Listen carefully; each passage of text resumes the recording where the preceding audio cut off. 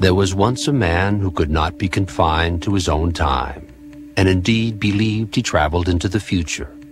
He has been called the king among prophets, and his followers conjure visions of Armageddon and apocalypse with the mere mention of his name, Nostradamus.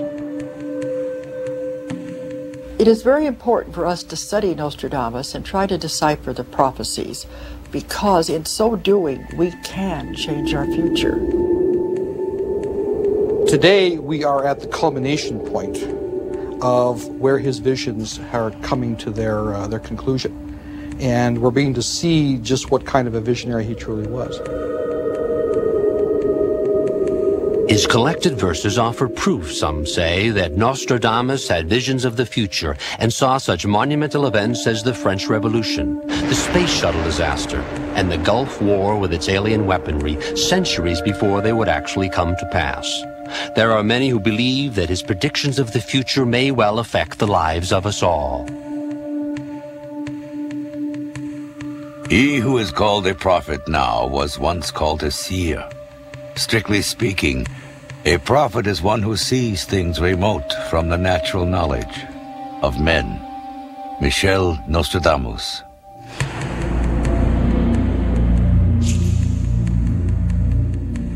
Nostradamus lived in the south of France, in the town of Salon-de-Provence. The cobbled streets here still echo with the footsteps of this true Renaissance man.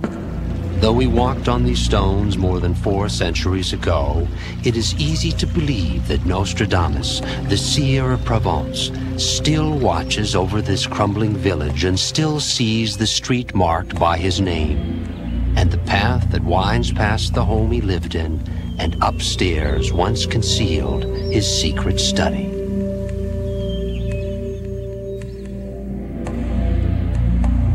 Sitting at night in a secret study alone, reposing over the brass tripod, a slight flame coming out of the emptiness makes me pronounce prophecies that will not be believed in vain. Michel de Nostradamus, 1555. He used the brass bowl on a tripod filled with water, the bowl filled with water on a tripod, to foresee the future. This was what the Delphic oracle did, and it's exactly the same method. You just gazed into it and saw visions. But Nostradamus was slightly exceptional, and he not only saw visions, he heard them as well. He was an enigma in his own lifetime. Part wizard, part scientist. Nostradamus was a visionary poised in an age when superstition and magic ran headlong into the intellectual revolution that would be called the Renaissance. He was very eclectic in the sense that he gathered information from a number of sources.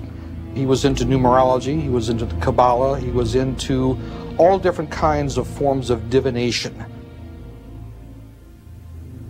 Not surprisingly, few records exist that accurately describe his appearance. The pictures that have survived of Nostradamus show him with this gray beard and the gray hair, and he had this long straight nose, but the most significant feature was his piercing eyes. At the time, they described him as having the kind of eyes that could see through people, and this was probably true because he could see to beyond time into the future, and he had a strange effect on people. People follow Nostradamus and other prophets simply because they would like the advantage of knowing what's about to happen. Now, most of our lives are spent trying to get an advantage, trying to get some sort of a tool or weapon that we can use to conquer our environment, to beat it in some way, to get the advantage. That's the secret word. And if you know something about the future, that's an enormous advantage. It was an advantage that Europeans would recognize and celebrate as part of the Renaissance movement. Perhaps it is the immense eternity of the great God that has aroused the fervor of Nostradamus. Or perhaps a good or bad demon kindles it. Or perhaps his spirit is moved by nature and climbs to the heavens, beyond mortals, and from there repeats to us prodigious facts. I would not have believed him, had not heaven, which assigns good and evil to mankind, been his inspiration. Pierre de Ronsard, Renaissance poet. It was the Renaissance that marked the period of transition from medieval to modern times. The entire view of the universe was beginning to change. Into this world would come the child named Michel de Notre Dame. Michel de Notre Dame was born in 1503 in Saint-Remy de Provence. Provence at that time was not part of France, but was shortly to become such. He was born of a family of notaries and lawyers, people who were rather well-to-do. His grandfather, Pierre de Notre Dame, actually had changed the name of the family from Gassonet, a Jewish name, to Notre Dame, Our Lady, which couldn't be more Catholic and couldn't be more French.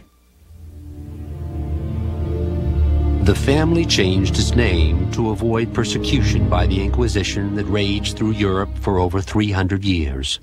In Provence, the Edict of 1501 was enacted by King Louis XII, instructing all Jews to be baptized. In Nostradamus' time, the Inquisition was very active. And this made it very difficult for most people at the time, because if they did anything that was even suggestive of what the church didn't like, they could be killed or they could have their land taken away and put into prison.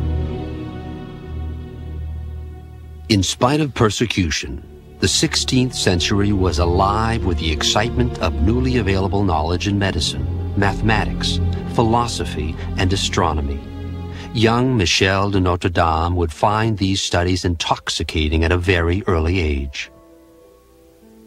It was one of his grandfathers, Jean de Saint-Remy, who recognized a special talent within Nostradamus as a child.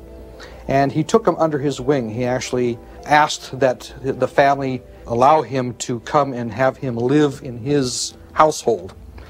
And he was probably taught in some of the ancient rites of Kabbalah, into some of the more mystical aspects of Jewish tradition.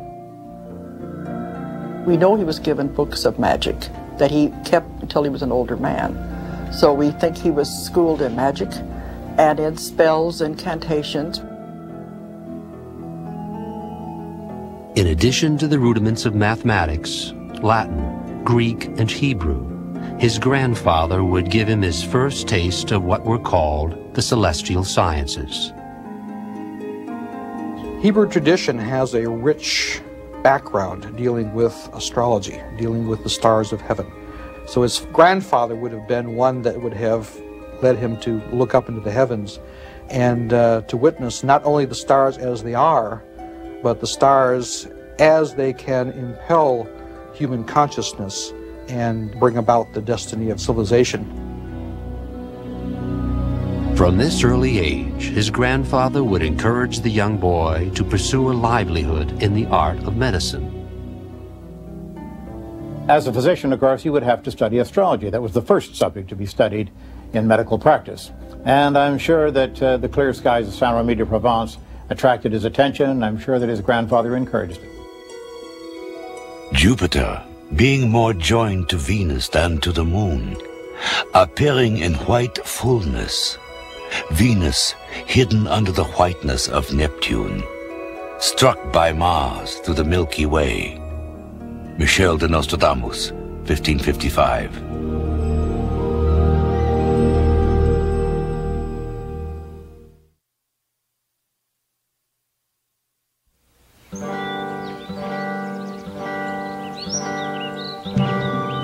Young Michel de Notre Dame was the first of 4 sons, and early in life it was recognized that he possessed a gift. Nostradamus had visions of the future even from early childhood. He didn't understand where these were coming from. He would have nightmares and dreams where he would see things, and he couldn't explain them to people.